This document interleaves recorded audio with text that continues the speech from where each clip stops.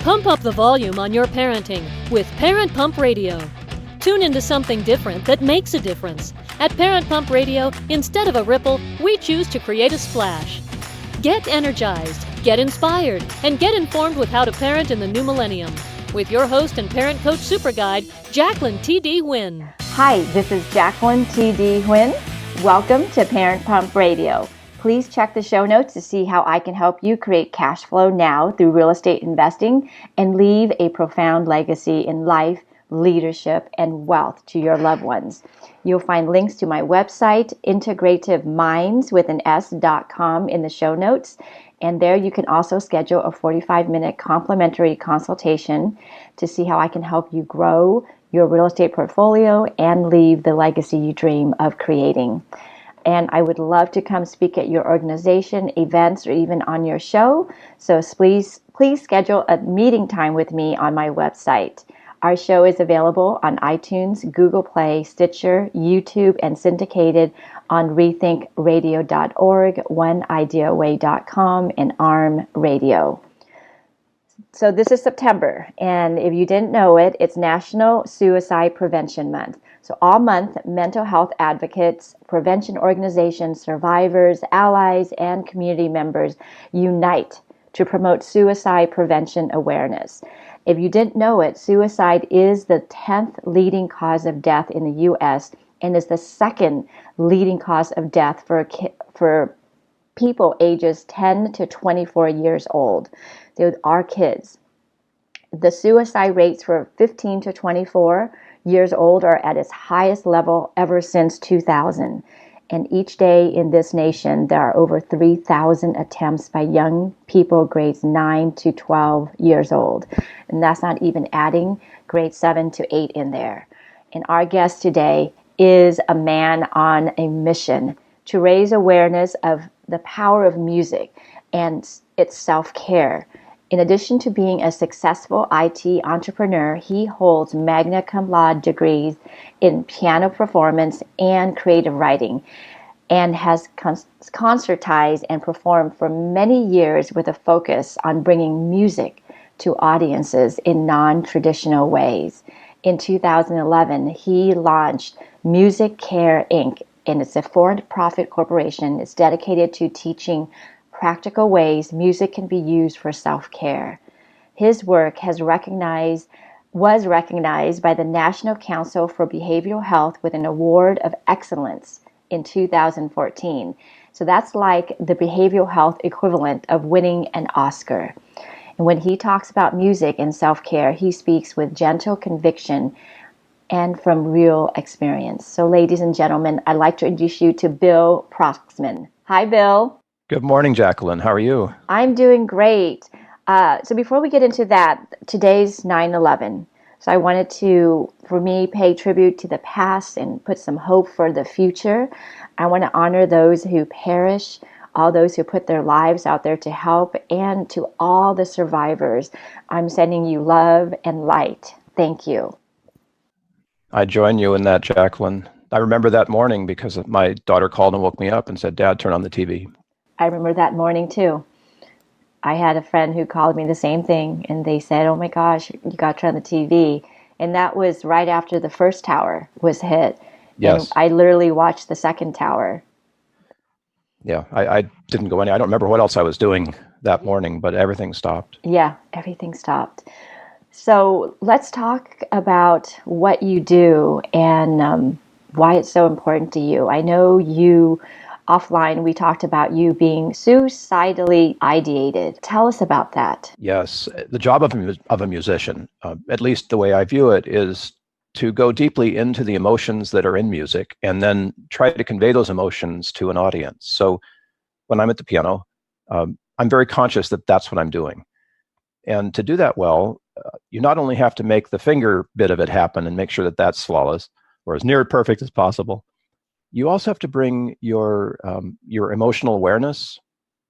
I hesitate with the term emotional intelligence because it's bigger than that, but you have to bring your ability to feel into the music. So every time that you touch a piano key or a guitar string, or if you're playing a brass instrument or drums or whatever, every touch that you make of your instrument is something that's going to reach the listeners at a very vulnerable place inside their head, their eardrum. Mm-hmm. And if I can do the touching of a piano key properly, the emotion that is there with that touch will reach you as it touches your eardrum. And it sounds crazy, but that's how we respond. And it has to be that basic. I mean, later on, you can think about it and say, oh, yeah, that was pretty or whatever.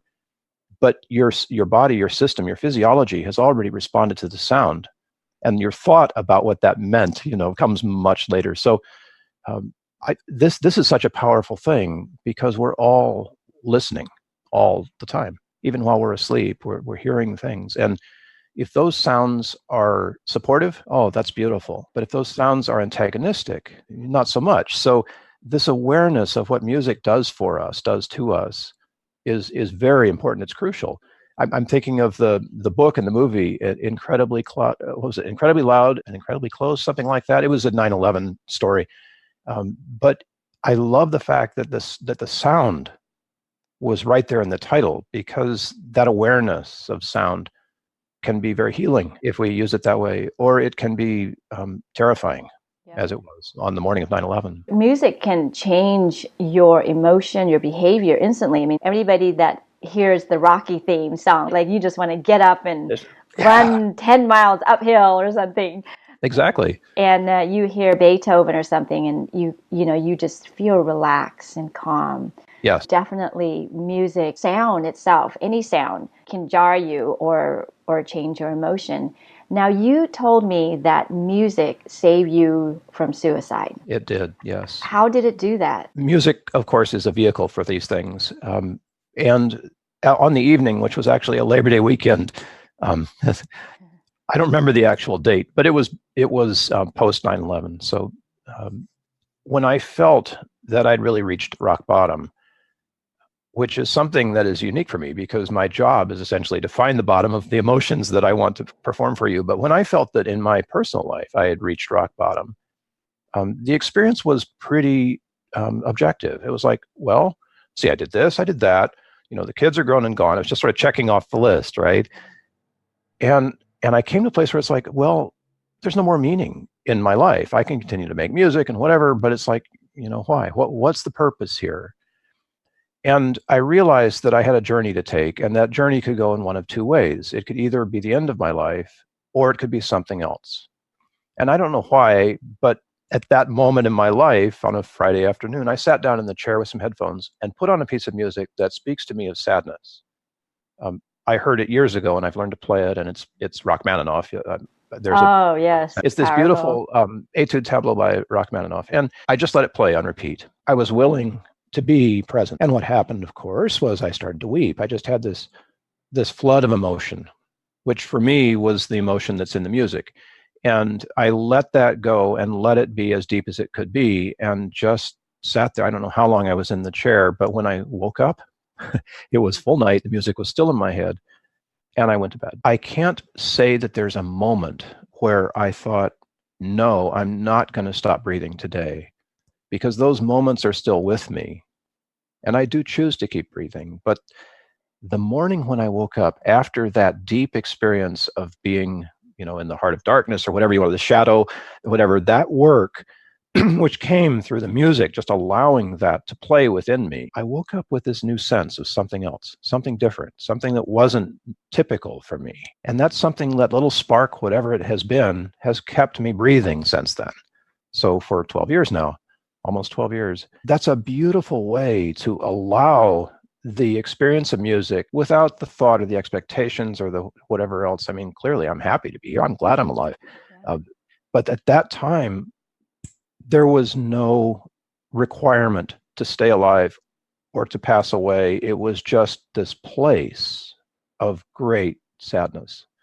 And I needed the music to mind me in that place, to feel it that deeply, to sort of let it wash through me and to transform that emotion. Now, I'm still deeply sad. I mean, there are times where I go there, but that practice of allowing the music to have a deep emotional connection for me. Sounds like a very cathartic experience. It was, yeah. I mean, gently, it wasn't the big wow experience that lots of people like to get, in motivation, but it was a cathartic experience because it gave me a meaning. It gave me a spark of hope, or whatever it is that makes you want to stay in the game. Letting all that sadness go sort of revealed that spark that was there before, and now it's like even more magnified, to want to talk and bring this to you. In our society, we're not supposed to show sadness. Especially for guys, right? For guys, exactly, because that's some sort of vulnerability, weakness. You start bearing it inside, and music, whatever the sound, the rhythm, there's a power to it that is very washing, like a water kind of sense that will help you bring it out. And we really need it. It sounds like it helped you physically, mentally, emotionally, and even spiritually. Tell us how music, the power of music, can do that. So the practice here is one of allowing the emotions to be expressed, but without a need to act out or to take action based on them. And music is a great and safe way to be able to go in and get those deep emotions and bring them up for experience. I think it's the best way of doing it. We know from the science that's going on with things like EMDR and other in trauma therapy that if you can reach a point where the memory becomes separate from the emotional charge, then that's a very healing thing. This process, although it doesn't involve a specific memory for me usually, is that it's like, okay, let's go into the sadness for a while and feel what's there and see if there's any new information down there for us. That willingness and a vehicle to make it happen, whether that's therapy, EMDR, whatever, music, drumming, that's a very powerful experience. And it's so simple and so easy, but we often forget about it because music is in the background or whatever. But to make it present and to stay in the moment with the music as it works on us, that's a new discipline for many people. But you can practice and learn it, become very good at it, and it will bless you in ways you can't even imagine. And I use the word blessing on purpose because there's a spiritual component to it too. Definitely. You can get to places, your soul. I like to meditate to music. It helps me get in touch with that place when I have specific music I use. Now, you talk, there's a difference between music therapy and music care. What's Sure. the difference? So in music care, you're on your own. You do this informed, evidence-based, holistic practice of using music as a self-care tool is on your own. So in music therapy, you're with a licensed, board certified, credentialed individual who's been through at least a master's degree and sometimes PhD program. And it's a therapeutic relationship. It's a one-on-one. Mm-hmm. And music care can be learned one-on-one as well, but the practice of it, the real use of it, is something you do when you're not with your therapist. Okay. So a therapist said to me at one time years ago, this was very close to the time that I went through that suicide experience. Around that same time, the therapist said, Bill, there aren't enough of us, meaning therapists, to deal with all of the issues that exist in the world. And that's 2007. Things have gotten any better. No, it's actually gotten worse, and it's moved down in Yes. an age group now. I have 3 stepdaughters, and all of them have experienced emotions that it took me years to experience. Well, of course, I'm a guy, so it's a little bit different for men than for women. Women are more open to the experience of emotion. But I've watched all of them go through incredible emotional journeys. And yes, some of them are self-harm and things like that. That seems to be the nature of middle school these days. It was, we were just beating each other up when I was in middle school. Now we're the games. It's changed. Yeah. Yes. And by the way, you said something about meditating into music. I love that because I feel a meditation when I'm playing. Yeah. I have that experience. Definitely. And that's lovely. People need to realize that meditation doesn't have to be sitting cross-legged and in Om position. I have friends who, when they're running in nature, that's their meditation. I have people who gardening is their meditation. It's a place of alpha wave. That's what I tell people. Yes. When your brain is in alpha wave and it's just calm, relaxed, and you're not thinking of anything else. It's almost like when you're driving on the freeway and you miss that exit that you were supposed to go and you realize you lost the last 5 minutes or something. Yeah. But you're still there, focused. So, yeah. When I feel in that state, when the voices in my head aren't talking, when they're quiet, I know I'm in a place that's that. And it could be doing any activity, mostly at the piano. But it's nice to not have that internal dialogue from time to time. And music is a great way for me to get to that place. Yeah.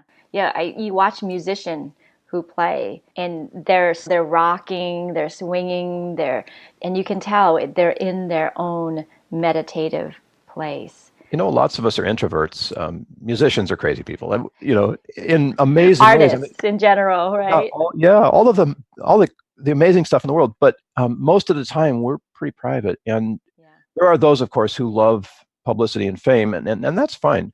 But when you're in the place of making the music, you can get together with people you've never even met before, and start making music together instantly, and that experience, if you're aware of it, is so powerful. I mean, just join up a drum circle someday and just see what it's like. Investigate that, right? Right. Because it opens you in a way that you didn't know you had. Right. And I resisted a long time. Drum circles are like, whoa, I'm not do that. Crystal crunchers and that. But now drumming is like, yeah. There's something very tribal about when you just hear drums only. Connects us too. Yeah. So how can people use music to get ahead in life? Oh, this is a great question. So music is often an intervention, as you mentioned. You put on music to relax or music to help your, workout. But there are other ways. So emotional intelligence is a big one on the radar right now. And they're still teaching emotional intelligence like it's a mental process. And I love that because it's an evolution. It's better than not. But emotional intelligence goes way beyond the mind. I mean, every cell in our body resonates to music. And if you want to find out what your emotions really are, you need to turn off the part of your mind that's the prefrontal cortex, the part that's always analyzing everything. And the only way to do that is to intentionally ignore it. But that's through meditation or jogging or gardening or whatever it is. But music not only lets you shut that down, turn off the internal dialogue, it opens you to the experience of emotions that otherwise might not be safe to experience. Mm-hmm. We know the cultural thing in America is for guys to hold it inside. There are so many men who have been able to open to their experience of emotion without any danger, but in a way that they've never thought about before, because you can't think about it. Somebody will tell you, "Oh, Bill, you should, get in touch with your feelings."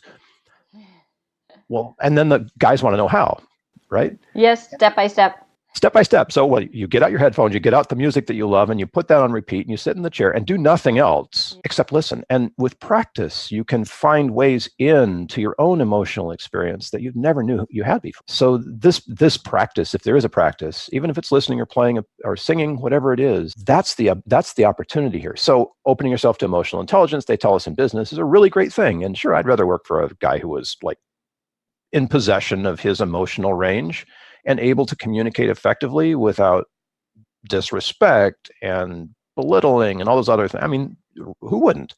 That's just best practice in business. Be able to achieve that, music can give you that experience.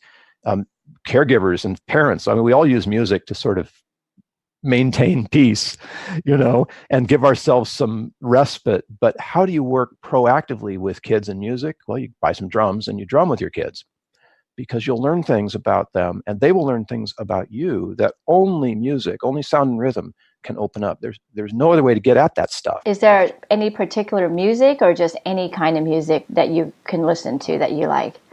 Well, the science is that the music we love individually is our powerful music. So it's a generational thing. Yep. Our kids like different music than we did, and that's normal. But I've learned things from Billie Eilish, who's the current heartthrob. I just found out about Lizzo. I've learned things from Lizzo. Hip hop is amazing. There's such an incredible cultural safety around hip hop. And I know that's a strange term to put to it, but think of the fact that so many people are able to experience anger without having to act it out. Thanks to rap. That's beautiful. We need those songs that are closest to us. So drumming with your kids, you might put on some Billie Eilish, drum to that, and then put on some, like African beat or something. Right. Yeah. And just see what the responses are in the room and start to know what's going on in your kids a little bit more deeply. Yeah. Well, I know you authored and published a couple of books. Can you tell us about that? So one of them is about spiritual best practices in business, which is strange, but it's necessary. We need to be able to empower people who show respect and honor and those appreciation and gratitude. And this book is a how-to for how to do that for people who haven't yet figured it out or don't know or want to know more.